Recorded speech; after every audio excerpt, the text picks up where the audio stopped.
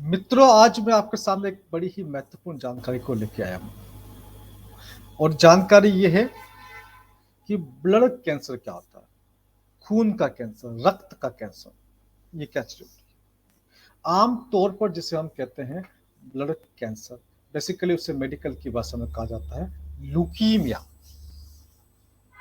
अब ल्यूकीमिया क्या होता है?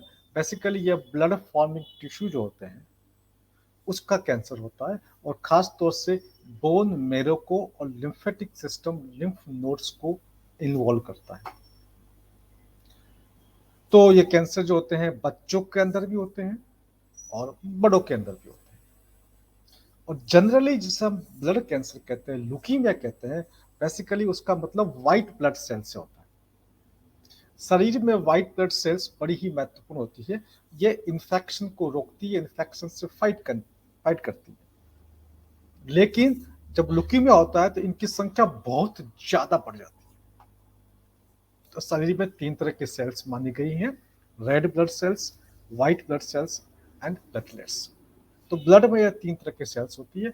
जब व्हाइट ब्लड सेल्स की संख्या बढ़ जाती है तो हम कहीं ना कहीं इसको कहते हैं कि वो ल्यूकीमिया होता है। जो नॉर्मल व्हाइट ब्लड सेल्स की जो काउंट होती है वो लगभग 4,500 से लेकर 11,000 डब्ल्यूबीसी पर माइक्रोलीटर, ये नॉर्मल काउंटिंग होती है। और जब इसकी संख्या बढ़ के 10 गुना से ऊपर हो जाती है, 1 लाख से लेकर के 4 लाख तक की रेंज इसकी हो जाती है पर माइक्रोलीटर, तब इसको हम ल्यूकीमिया कहते हैं। ठीक है, इसको आपको समझने की आवश्यकता है। अच्छा, सिम्टम्स क्या होते हैं इसको हम समझ लेते हैं कि ल्यूकीमिया किसी को अगर है तो उसके क्या क्या सिम्टम्स होंगे। तो एक तो होता है फीवर। किसी व्यक्ति को लगातार कई दिन से बुखार आ रहा है, ठीक नहीं हो रहा है, चिल्स, कपकपी लग रही है और लंबे टाइम से है। कई तरह की दवाइयाँ वो खा चुका है, वो ठीक नहीं हो रहा है। परसिस्टेंट फैटिक वीकनेस, बहुत लंबे समय से थकावट है, कमजोरी है ना, कुछ करने का जी नहीं करता उसका, थोड़ा सा कुछ काम करता है थक जाता है, ये भी उसका एक सिम्टम है। फ्रिक्वेंट और सीवियर इन्फेक्शन, बार बार उसको इन्फेक्शन हो जाता है ना, फ्रिक्वेंट या बहुत इन्फेक्शन सीवियर हो जाता है, एंटीबायोटिक से ठीक नहीं हो रहा है, तो उसके कैंसर होने के चांसेस हैं। लूजिंग वेट, मतलब वेट लॉस हो रहा है, उसका वेट लूज हो रहा है, मतलब अचानक से 2-4 महीने के अंदर ही उसका वेट कम हो गया, तो ये भी एक उसका सिम्टम है। लिम्फ नोड्स, बॉडी में जगह जगह लिम्फ नोड्स होते हैं, उस साइड्स पे लिम्फ नोड्स बढ़ जाते हैं, या लीवर बढ़ जाता है या तिल्ली बढ़ जाती है। ईजी ब्लीडिंग और ब्रूसिंग, कई बार क्या होता है कि छोटी सी खरोच से ही उसको एक ब्लीडिंग होती है जो स्टॉप नहीं होती, लंबे समय तक चलती रहती है, ये भी एक कारण है। रिकरेंट नोज ब्लीड, बार बार नाक से ब्लीडिंग होती है, ये भी इसका एक कारण है। मतलब कारण तो नहीं, ये भी इसका एक सिम्टम है। ठीक है, इसके साथ में जगह जगह लाल चकत्ते आना, बहुत ज्यादा स्वेटिंग, पसीना आना रात के समय, बोन, हड्डियों में दर्द होना, है ना, हड्डियों को कोई दबा देता है हल्का सा तो दर्द होना, जॉइंट्स में पेन होना, ये इसके एक सिम्टम्स हैं।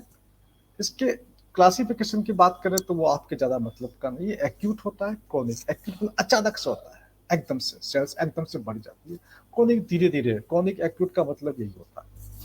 इसके अंदर भी दो तरह होता है ना, एक्यूट लिम्फोसिटिक होता है, एक्यूट माइलोजेनिक होता है, क्रॉनिक लिम्फोसिटिक, क्रॉनिक माइलोजेनिक। तो वो थोड़ा सा मेडिकल टर्म से सामान्य लोगों के लिए इतना महत्वपूर्ण नहीं है। इसके रिस्क फैक्टर को आपको समझने की आवश्यकता है। प्रीवियस कैंसर ट्रीटमेंट, कोई आपका पहले से कोई कैंसर चल रहा है, उसका ट्रीटमेंट चल रहा है, तो उनको ल्यूकीमिया होने के चांस ज़्यादा होते हैं, क्योंकि कीमोथेरेपी अंदर रेडियोथेरेपी इंड्यूस्ड ल्यूकीमिया भी होता है। जेनेटिक डिसऑर्डर्स, किसी को पहले से कुछ डाउन सिंड्रोम है या किसी और प्रकार का जेनेटिक डिसऑर्डर्स है, उस परिवार में ये ज़्यादा होता है। कुछ ऐसे पर्टिकुलर केमिकल्स होते हैं जैसे कि बेंजीन्स होता है ना, उस प्रकार के केमिकल्स भी ल्यूकीमिया या ब्लड कैंसर को बढ़ाते हैं। स्मोकिंग, बहुत ज़्यादा कोई व्यक्ति सिगरेट पी रहा है तो उससे भी ल्यूकीमिया का चांसेस है। फैमिली हिस्ट्री, किसी के पारिवारिक इतिहास है कि भाई उसके परिवार में किसी को पहले भी ल्यूकीमिया हुआ है, तो ऐसे व्यक्ति को होने के और अधिक चांसेस है। तो इसके ट्रीटमेंट की बात करेंगे तो ट्रीटमेंट में अलग अलग ट्रीटमेंट होता है।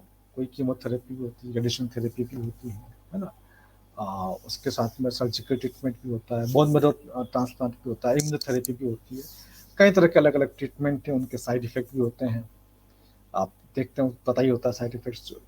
तो इन सब चीज़ों को देखते हुए, स्टडी करते हुए हम लोगों ने सोचा कि एक कैंसर के ऊपर, जो कि कोई परमानेंट क्योर नहीं है और किसी एक पैथी में इसका कोई इलाज नहीं है, तो क्यों नहीं सब पैथी को मिला करके इसका इलाज किया जाए। तो इस चीज़ के लिए हमने एक इंटीग्रेटिव कैंसर रिसर्च इंस्टीट्यूट लगाया है, global integrative cancer research institute. Global means पूरी दुनिया के लोग के लिए है, और इंटीग्रेटिव मीन्स सभी तरह की ब्रांच। हमारे पास एक टीम ऑफ डॉक्टर्स में एलोपैथिक, आयुर्वेदिक, होम्योपैथिक, नेचुरोपैथिक सभी तरह के डॉक्टर्स की टीम है। और वो टीम जो है पर केस की स्टडी करके डिसाइड करेगी कि भैया किस पेशेंट को इंटीग्रेटिव इलाज करना है या किसी पर्टिकुलर पैथी से उसका इलाज करना है। लोगों का इलाज होना चाहिए, ये हमारा उद्देश्य है। पैथी प्राइमरी नहीं है, प्राइमरी चीज़ जो है लोगों का इलाज महत्वपूर्ण है, वो होना चाहिए। तो हर पैथी की जो अच्छी अच्छी बातें हैं उनको लेकर के हम पेशेंट को ट्रीट करेंगे। ये हमारा एक इनिशिएटिव है, हमारा सोच है। इसको लेकर के हमने गीकरी global integrative cancer research institute की स्थापना की है। आपके परिवार में, आपके परिचित में, आपके मित्रों में, आपके रिश्तेदारों में कहीं कोई कैंसर का पेशेंट हो तो आप इस वीडियो को अधिक से अधिक शेयर कर सकते हैं, ताकि वो और अधिक कैंसर के बारे में जानकारी प्राप्त कर सकते हैं। वंदे मातरम, नमस्ते, जय हिंद।